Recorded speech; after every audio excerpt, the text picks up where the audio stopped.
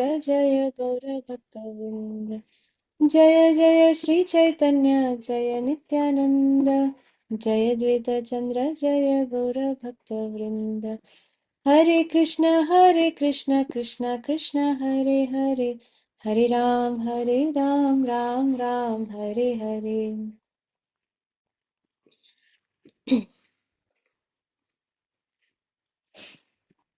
So yesterday we read about Dhruva Maharaj and how the Lord completely purified him of all material desires. So we were here. The living entity transmigrating through 84 lakh species of life is sometimes likened or compared to a log of wood gliding downstream on the waves of a river. Sometimes by chance, a log washes up on shore and is thus saved from being forced to drift further downstream. So many times we see in movies that there's a forceful downstream. The river is flowing with force and then it just goes and meets the ocean with full force. And a log of wood is also washing along, going along with the drifted with the force of the river. But somehow, because of some accident or something, the log of wood suddenly goes up on the shore and doesn't go the down to the ocean. It doesn't get completely washed off. Goes to the shore, up on the shore. So, uh, so in this regard, there is a nice verse in Srimad Bhagavatam, Canto 10, Chapter 38, Text 5, that encourages every conditioned soul. It's said here that no one should be depressed by thinking that he will never be out of the clutches of matter, for there is the possibility of being rescued exactly as it is possible for a log floating down a river to come to rest on the bank. This fortunate opportunity was also discussed by Lord Sri Krishna Chaitanya Mahaprabhu. Such fortunate incidents are considered the beginning of very important, the beginning of the decline of one's conditioned life. And they occur if one associates with the pure devotees of the Lord. So, what is the hope that amidst this fast flowing river, forceful waves of the river, the log is getting drifted, and very soon it is going to just fall downhill and meet the ocean and somewhere lost. But then suddenly, for some reason, suddenly the log goes upshore, which is a very rare uh, incident. Similarly, in this verse of Srimad Bhagavatam, it is said that nobody should be depressed by thinking that, oh, I will never come out of the clutches of matter. If somebody really desires to come out of the clutches of matter, then here Sri Chaitanya Mahaprabhu is saying that what is this fortunate incident when somebody can come out of the clutches of matter? What is the possibility of being rescued? It is possible, but how? When somebody comes in association of pure devotees of the Lord, of Krishna, pure devotees of Lord Krishna, that is when their conditioned life comes to a decline. So, conditioned life is in the material life, it feels that wow, everything is going uphill, but actually, the result is downhill. And when somebody meets the pure, when somebody associates with the pure devotees, what happens is this conditioned life, this repeated death and birth, and that conditioned life, that comes to a decline. That starts coming down. So that graph goes down. What happens? It is the beginning of uphill movement. The actual going to the shore, going to the right direction begins, and they occur only when one associates with the pure devotees of the Supreme Lord. By associating with pure devotees, one develops attraction for Lord Krishna. In one of the Vaishnav bhajans, it is said that Krishna she tomar, Krishna dite paro, tomar shukti ache. So, What is being said? About whom is it being said? About the Vaishnav, about the pure devotees of the Lord. They are carrying the Supreme Lord within their heart. And if I have 100 rupees and if somebody asks me to give 1000 rupees, I cannot give because I don't have 1000 rupees. But if I have 1000 rupees with me and somebody asks me to give 100 rupees, is it possible or not? Of course, I can give 100 rupees because I have 1000 rupees with me. So I can give 100 rupees out of it. Similarly, a pure devotee is always carrying Lord Krishna. So they have Krishna. They have the wealth of Krishna Prem. They have the wealth of Krishna. And if somebody wants Krishna, they can give Krishna to them. Doesn't mean that when they give Krishna to somebody, they are becoming bereft of Krishna. It's not like that. They still have Krishna and they can distribute to Krishna to as many people as want, as required. To the whole universe, they can distribute Krishna. So, Krishna Shri Tomar. Tomar means yours. Krishna is yours. Who? The pure devotees. Krishna Dite Paro. You can give Krishna to whoever you want. তোমার শক্তি আছে, you have that strength, you are empowered to give Krishna to somebody. And then the next line says, আমি তো কাঙাল কৃষ্ণ কৃষ্ণ বলি ঢাই তব পাছে পাছে.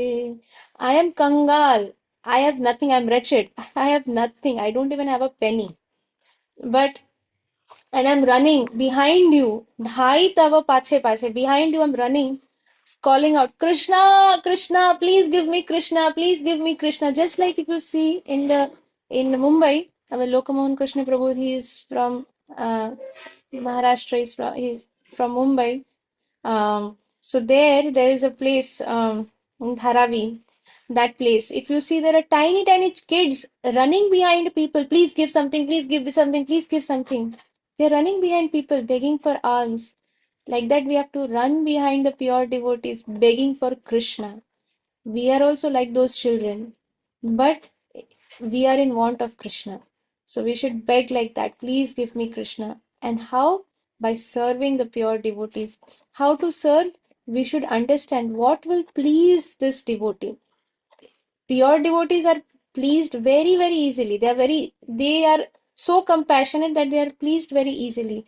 But genuinely, when we please them, then their mercy flows, and then Krishna comes from their heart. Krishna is transferred to our heart, and that is when we start relishing devotional service. So, uh, so when somebody associates with the pure devotees, they develop the attraction for Krishna. Why? Because the pure devotees have only attraction for Krishna. And therefore, whenever somebody is associating with such pure devotees, that is transferred to their heart as well. And therefore, they also start developing attraction for Krishna. Other than that, there is no other way, no other way, no other way. There are various types of rituals and activities, some of which lead to material enjoyment and others to material liberation. But if a living entity takes to those ritualistic activities by which pure devotional service to the Lord is developed in the association of pure devotees, then his mind naturally becomes attracted to devotional service. In Srimad Bhagavatam 10.51.53, Muchkunda states, um,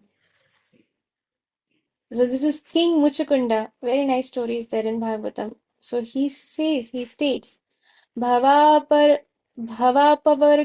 Brahmato Yada Bhavaj Janasya Tarhyachutta Satsamagamaha Satsangamo Yarhi Tadaiva Sadgatau Paravareshe Tvai Jayate Matihi.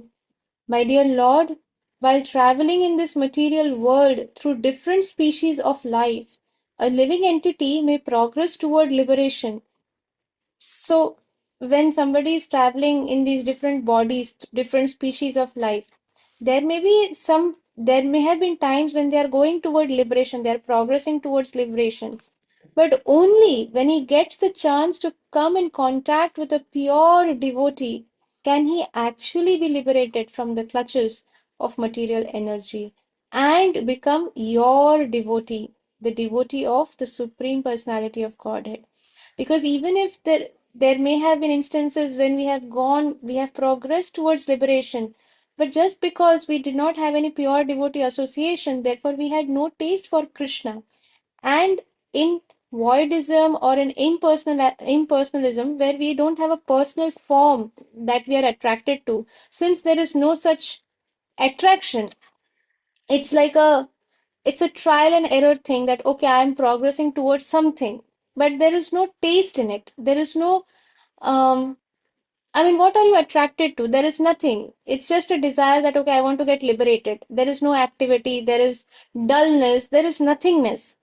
How much time can somebody really stay in such a state of uh, position? Not possible. So, unless one comes in contact with a pure devotee, the person cannot be liberated from the clutches of material energy. Material energy is very strong. Even if for some time we come to that point of liberation, but Maya is so strong, the senses are like serpents. The moment they start biting us, we are gone. We are again in the.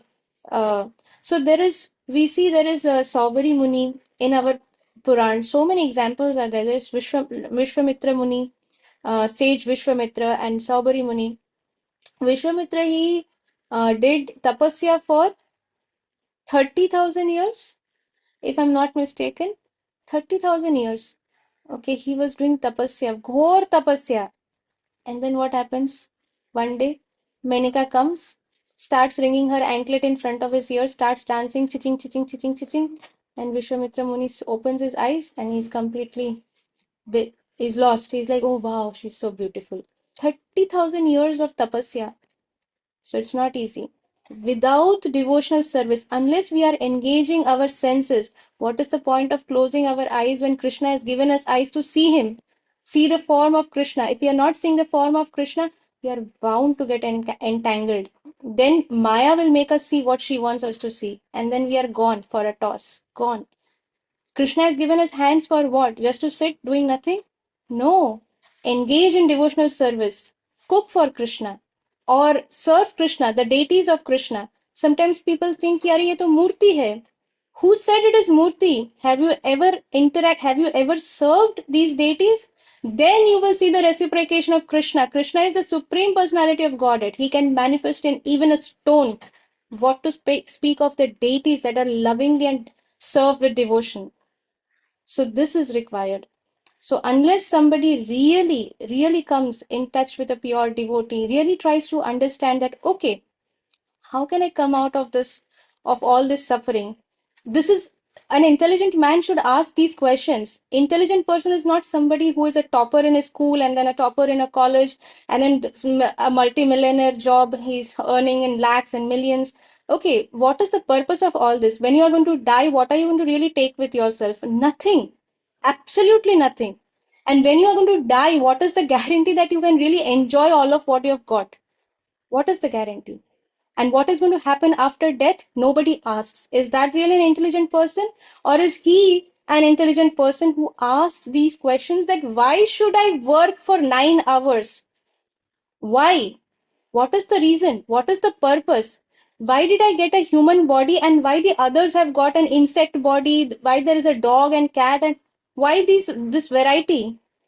What is the ultimate purpose of my life? I don't want distress. Why does it come automatically? I don't want stress. Why does it come automatically? I don't want my relatives to die. Why do they die? One day, even I am going to die. Why?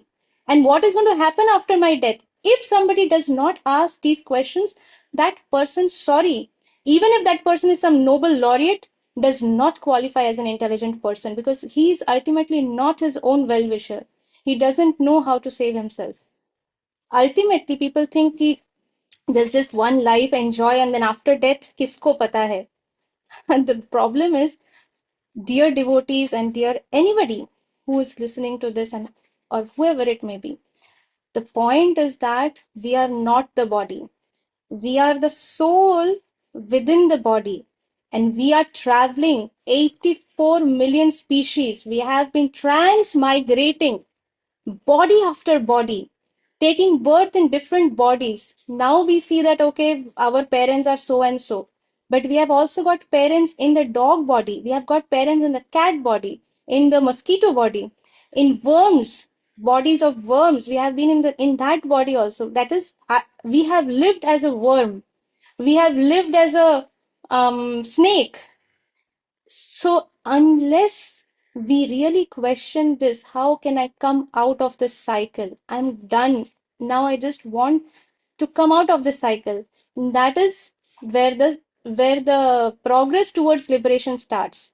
But it comes to a final what do you say, success is when we meet a pure devotee who is carrying Krishna in his heart. There's a song I used to sing in my college days. What is it? um, ले लो ले कोई राम का प्याला, शोर मचाऊं गली गली, बोलो राम, बोलो राम, बोलो राम राम राम, बोलो श्याम, बोलो श्याम, बोलो श्याम श्याम श्याम. So ले लो ले कोई राम क्या प्याला. So that time I used to think this song is like funny, what does it really even mean? But these pure devotees, they are actually doing this. They are distributing. Somebody take Krishna, please take Krishna, please take Krishna. It's free, it's free, it's free. And we are like, no, no, no, no, no, no, no. I don't take free things. I'm a multimillionaire. So I want to buy something that, it takes millions of dollars. I don't want something that is free and something like this that I have no idea about. So, but when somebody takes association of a pure devotee, they get attracted to Krishna. And then they don't have any taste for all these chota mota things. So, uh, so we'll pause here for today, and Krishna willing, we'll continue reading tomorrow. Thank you very much for your very wonderful association. Vanchakalpatarubhyascha kripa sindhubhya eva cha पतितानां पावनेभ्यो वैष्णवेभ्यो नमो नमः. अनंत कोटि वैष्णव वृंद की जय. श्रील जय पताका स्वामी गुरु महाराज की जय. जगत गुरु जय श्रील प्रभुपाद की जय. जय श्री श्यामा निताई करुणामयी माता जी बोल. की जय। आनंदे हरि हरि बोल. हरि हरि बोल। All glories to Nityananda Gauranga Kuti devotees. Jai Srila Prabhupada.